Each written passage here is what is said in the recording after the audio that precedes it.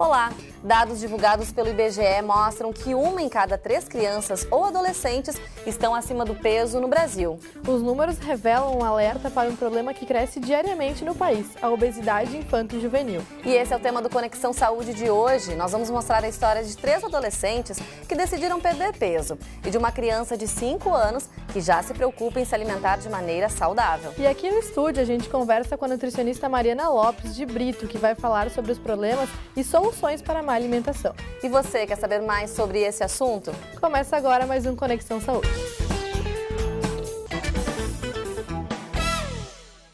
Na hora do intervalo na escola, as crianças e adolescentes costumam consumir alimentos que não são considerados muito saudáveis, né, Marcela? Pois é, Vanessa, mas dentro das escolas que eles podem aprender mais sobre alimentação saudável. Saiba mais na reportagem de Jaime Zanata.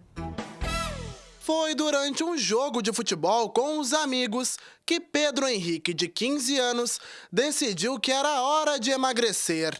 Pesando 100 quilos, ele sentia muita dificuldade em manter o fôlego durante a partida.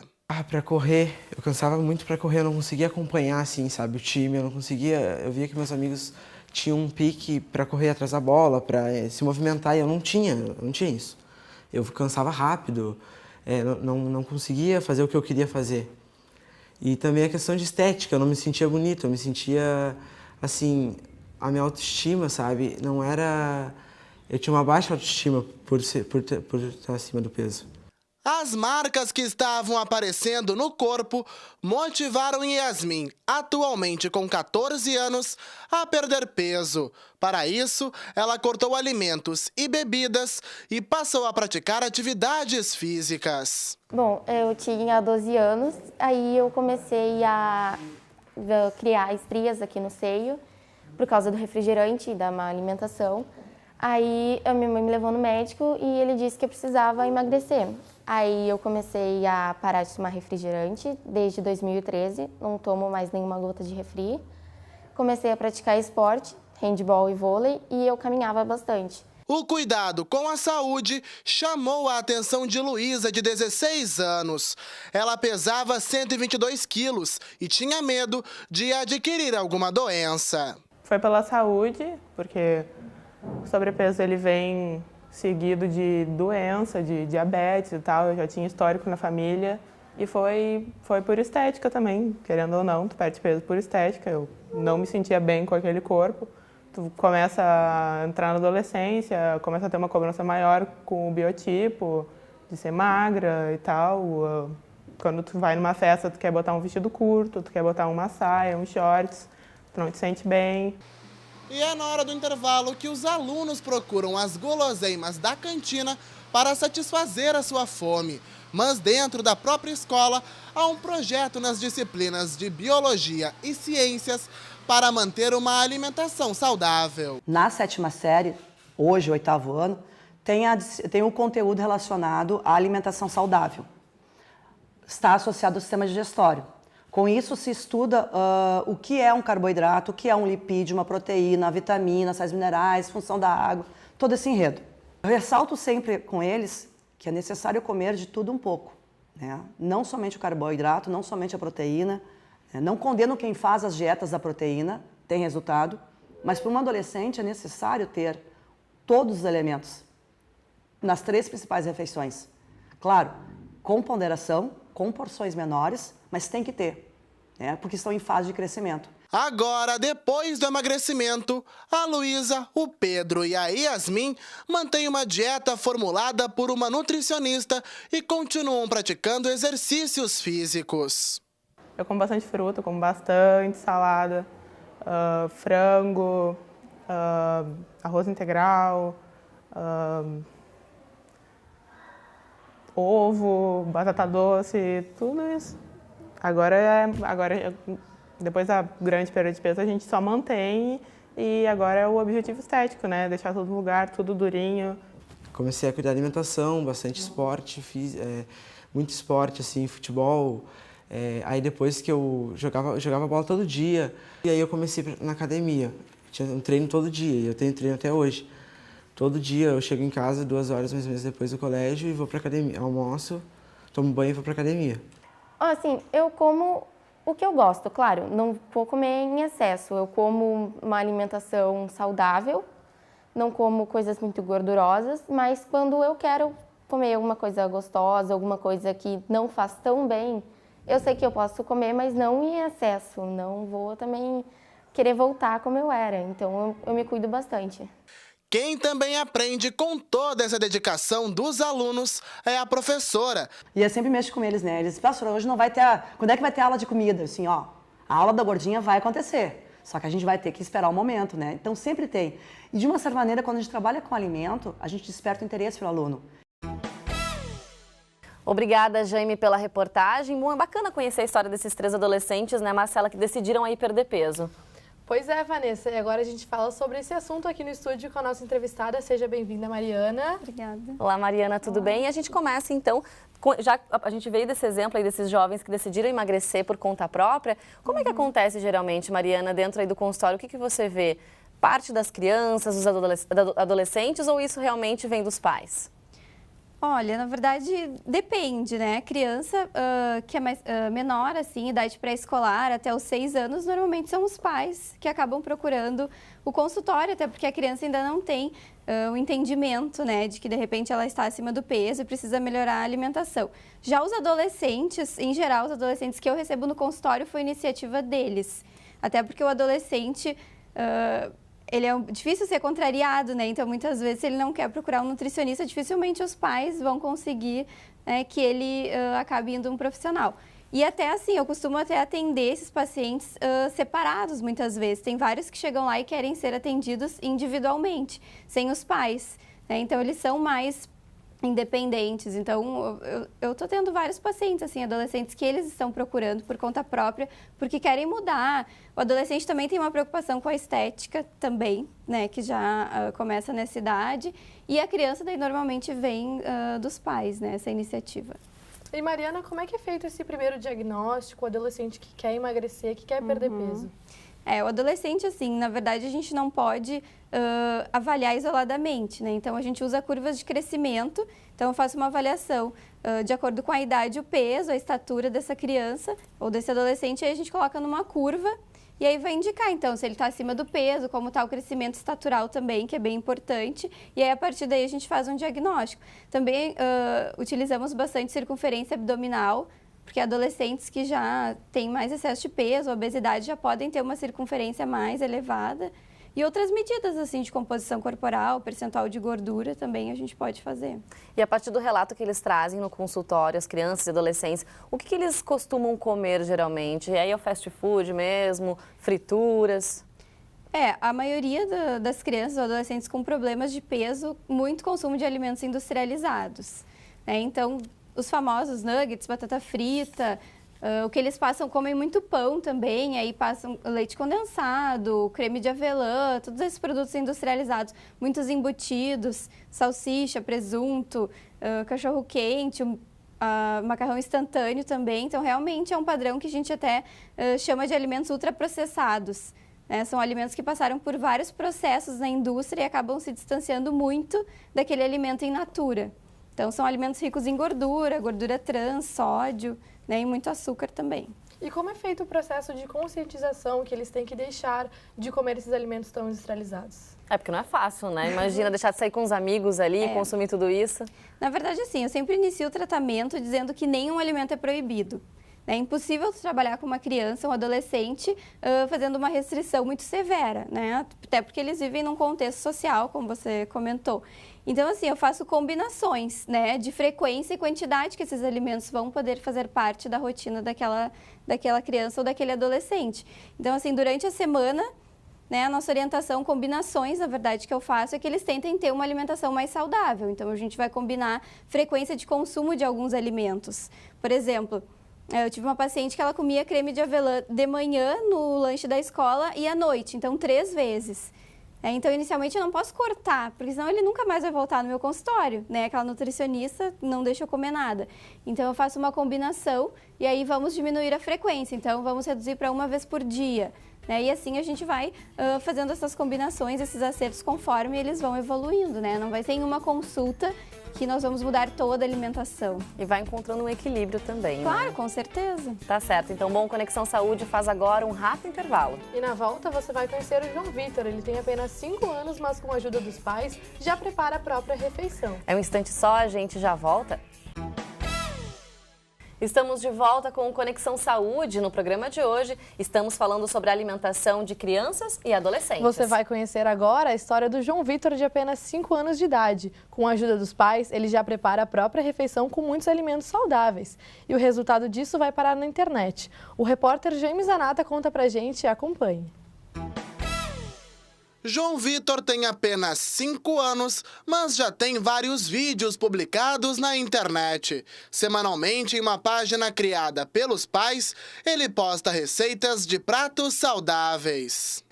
Vendo os programas da televisão e vendo a minha mãe e o meu pai fazendo comida. Daí eu quis fazer as receitas para botar no YouTube. Sabe que é uma coisa meio própria dele. Desde o início, ele gosta de tomar água natural, água de coco, o leite é leite de cabra. Então ele tem ele fica apavorado quando ele vê criança tomando refrigerante. Ele diz: pai, olha só, aquela criança tão pequena tomando uma bebida assim, pai, vai ficar com os dentes todo podre, né?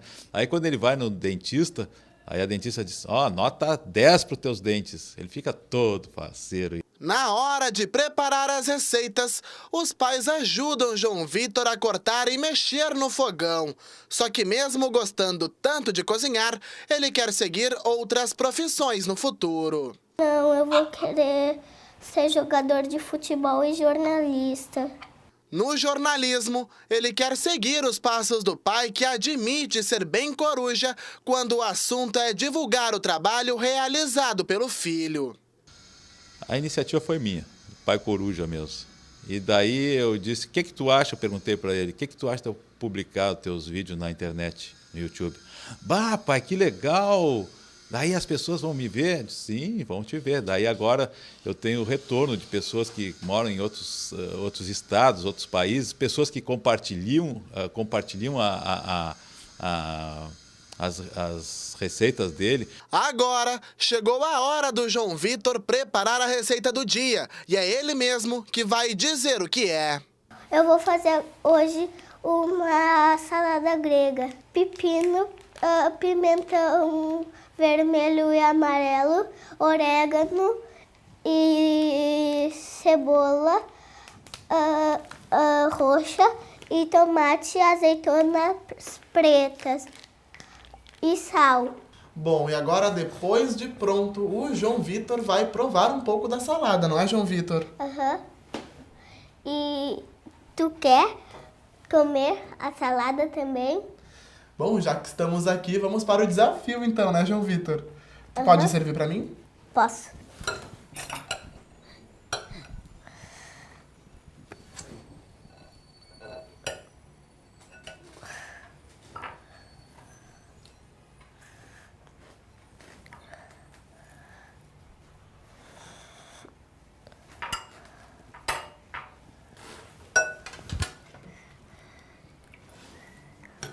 Agora eu vou servir pra mim.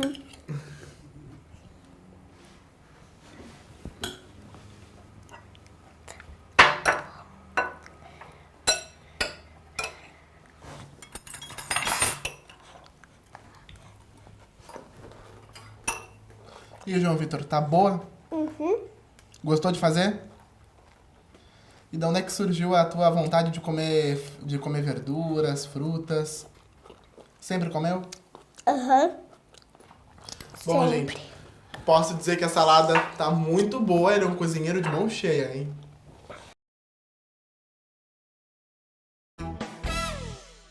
Bom, tá aí a história do João Vitor, muito legal, né, Marcela? Muito bacana, Vanessa. E Mariana, conta pra gente agora como é que é conscientizar uma criança desde pequena, como o João Vitor, 5 anos de idade, já é uma criança muito saudável. Tem que começar pelos pais, né? Os pais são o grande exemplo. Então, normalmente, quando a gente vai fazer um acompanhamento de uma criança, tem que envolver os pais, né? Não adianta o pai dizer para aquela criança que ele não deve tomar refrigerante se ele próprio está consumindo, né? E dentre também essas ferramentas que a gente chama de educação alimentar, envolver a criança no processo de preparo dos alimentos é bem interessante, porque a criança também vai conhecendo, né? É bem comum a gente observar que as crianças não conhecem os alimentos. Então, tu mostra uma abobrinha, uma cenoura e elas muitas vezes não sabem nem o nome daquele alimento. E quando tu envolve ela no preparo, eles têm aquele sentimento de autonomia, de orgulho até porque prepararam. Eu costumo trabalhar bastante nas escolas com oficinas culinárias e o resultado é bem significativo, assim, quando a criança coloca a mão na massa, de fato, em geral, elas depois querem degustar, provar, né, e aí consumir esse alimento. E como é que os pais podem começar, então, a inserir as crianças nesse preparo? O que eles podem optar, então, para fazer um prato? Que prato pode ser esse? Depende muito da idade da criança, né? Mas tu pode começar, por exemplo, ajudando a preparar a salada. Então, a criança pode lavar a salada, folhas, por exemplo, alface, né? Não precisa nem cortar com uma faca, a criança pode ajudar a picar, né? Montar o prato, ajudar a arrumar a mesa. Né? Tem outras receitas, vamos preparar um bolo, né? Então, claro que naquela parte do fogão a criança não vai se envolver, mas todo o pré-preparo, né? E, por exemplo, biscoitos, vamos fazer a massa de um biscoito, a criança pode cortar. Fazer em forma de carinha, que nem os pais fazem, montam alguns pratos, também funciona? Sim, funciona. Principalmente para aquelas crianças mais resistentes em experimentar novos alimentos. Claro que a gente sempre chama atenção que não adianta a criança comer se for só um prato enfeitado, né? Porque essa não é a nossa rotina. Mas, assim, como incentivo é bem interessante. Então, daí a criança pode participar. Existem alguns pratos já que já tem um formato de uma carinha, então tu só coloca o cabelo, tu pode decorar ou então usar a própria criatividade, né? E inventar. E que tipo de reeducação alimentar ou dieta é adequada para essa faixa etária do João Vitor?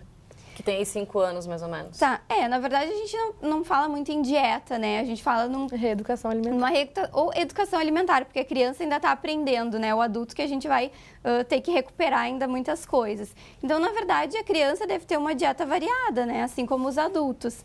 Então, a gente vai sempre observar o consumo de alimentos industrializados, né? E aí tentar reduzir normalmente combinações para consumo só no final de semana e durante a semana ter uma alimentação mais saudável. Então, normalmente eu trabalho com metas e combinações, né? A gente oferece uma sugestão de cardápio para aquela família, para que eles entendam quais os grupos alimentares precisam estar presentes em cada refeição.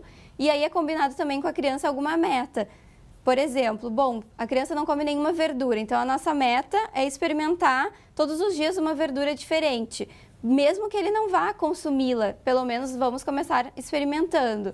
E aí depois, quando essa criança já começa a agregar, a gente pode incluir frutas, enfim, né? É uma questão gradativa, não podemos fazer mudanças muito radicais, né? Principalmente para aquela criança que não come bem frutas e verduras em geral. E a partir de quanto tempo vocês já conseguem começar a ver um resultado ali a partir dessa reeducação alimentar ou educação alimentar? Olha, vai depender do envolvimento da família e da criança, né? Mas, em geral, a criança é bem aberta, assim. Eu acho que, normalmente, eu faço um acompanhamento uma vez por mês dessa família, né? E no mês seguinte a gente já consegue ter um retorno, né? De experimentar novos alimentos. Eu também costumo utilizar alguns dispositivos, assim. Então, a criança leva uma tabelinha que ela coloca na geladeira e daí ela prova um alimento novo e aí ela pode fazer uma carinha ou colar um adesivo dizendo como ela se sentiu em relação àquele alimento. Então, tentar estratégias mais lúdicas para que a criança se sinta motivada a experimentar. E aí, quando eles retornam na consulta, eles levam, então, né, aquela espécie de diário e aí eles contam o que ele experimentou, como é que foi, o que gostou, né? Também questão de... Hoje em dia, a questão dos recursos, né, tecnológicos, então, por exemplo, o WhatsApp. Os adolescentes usam muito, né? Então, aí eles tiram uma foto do prato e aí enviam, e aí a gente vai fazendo esse feedback. Então, acho que é bem legal para incentivar. A gente tem que fazer um acompanhamento bem de perto, assim. Então, de repente, se aquele paciente vai retornar só no próximo mês, nesse meio tempo, o que a gente pode estar tendo de ferramentas para que ele se sinta motivado em casa, né, a continuar. Muito bacana. Bom, e agora o Conexão Saúde faz um rápido intervalo. É um instante só, nós já voltamos.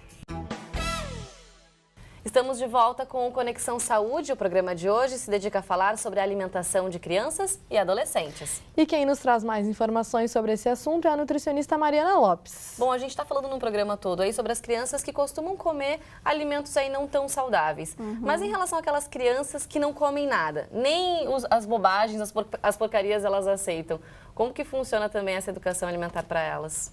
É bem frequente a queixa no consultório, meu filho não come.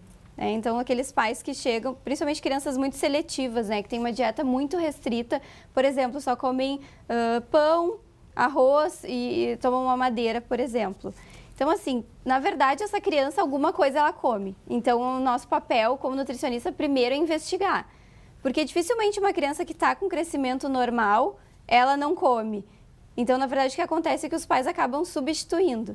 Então, a gente faz uma anamnese, né, ou seja, toda uma entrevista em relação a tudo que a criança tem o hábito de comer, principalmente no dia anterior à consulta.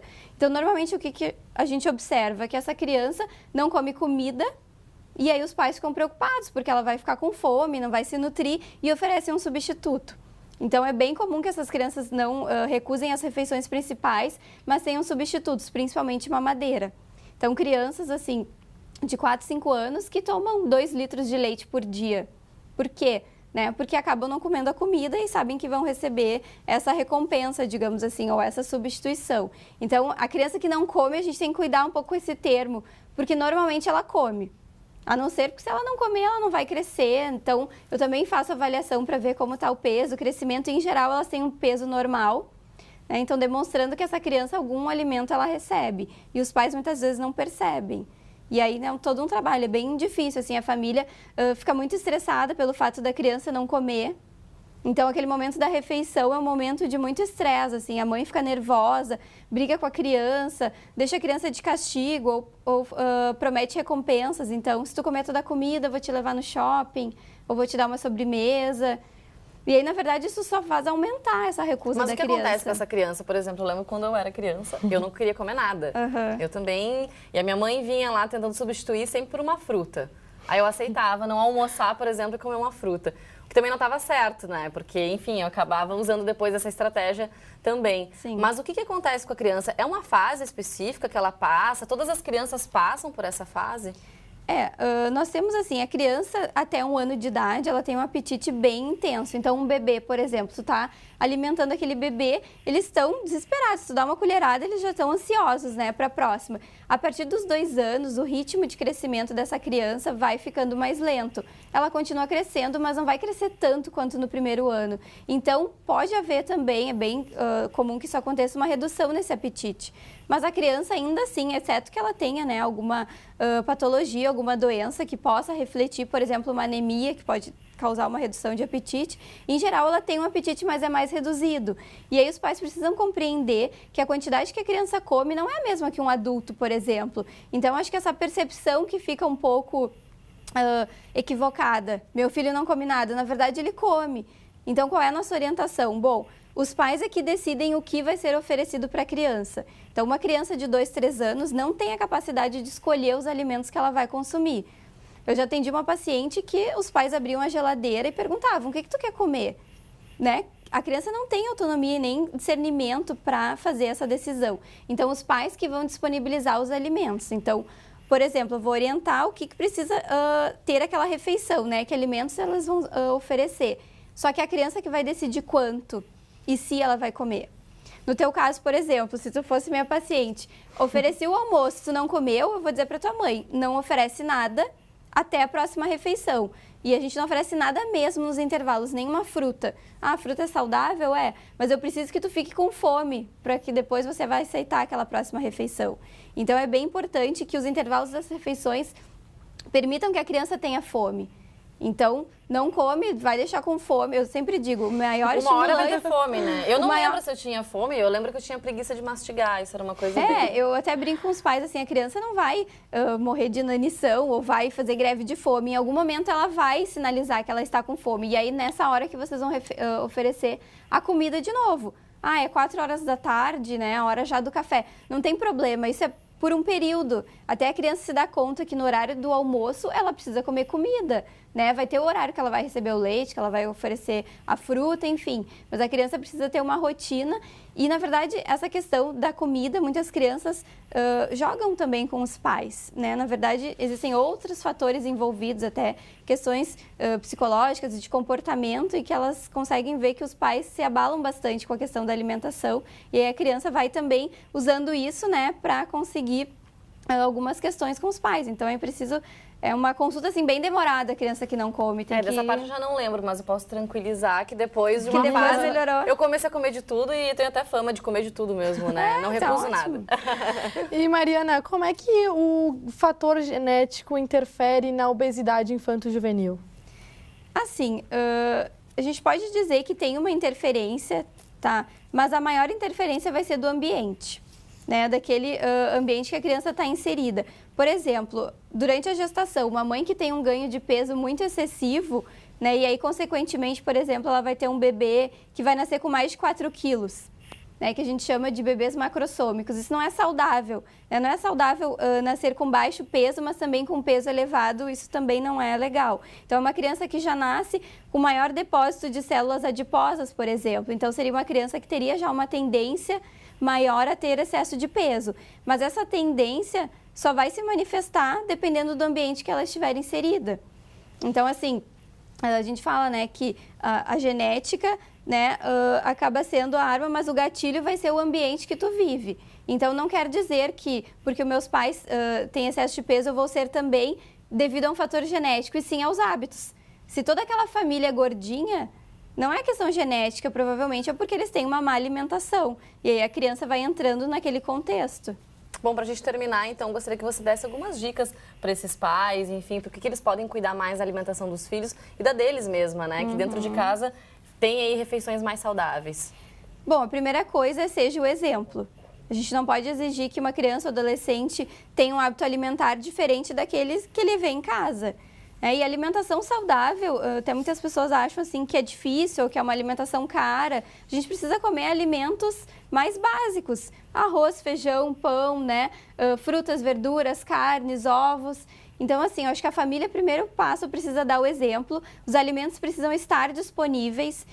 Vários estudos mostram, né, que se tu tem uma maior disponibilidade de frutas em casa, consequentemente o consumo dessa criança vai ser maior. Né? E, em contrapartida, não tem aqueles alimentos que a gente não orienta que façam parte da rotina. Ah, meu filho só quer tomar refrigerante. Bom, não compre, né? Ou deixe para situações específicas, um aniversário, quando vai sair. Então, tem alimentos saudáveis em casa, não tem aqueles alimentos que não devem fazer parte da dieta, né, da família. E bem importante, os pais é que devem decidir o que vai ser oferecido para a criança. Então, essa responsabilidade é da família. Agora, a criança que vai decidir quando e como ela vai comer, né? Então, assim, que eles precisam ter paciência. De repente, não vai ser na primeira oferta que a criança vai aceitar a salada, mas não é porque recusou uma vez que a gente nunca mais vai oferecer. Então, a questão da familiaridade com o alimento é importante. Então, todo dia eu coloco um pouquinho de salada no prato da criança, mesmo que ela não coma. Então, a gente vai orientar. Experimenta, se não gostou, deixa no cantinho do prato. E assim a gente vai até que um dia aquela criança vai resolver experimentar. Tá certo, Mariana. Muito obrigada pela tua participação, pelas informações. Até a próxima. Obrigada. E Conexão Saúde de hoje fica por aqui. Para conferir esta e outras edições, acesse o nosso canal youtube.com/TV Rádio Unicinos. Até o próximo programa. Tchau.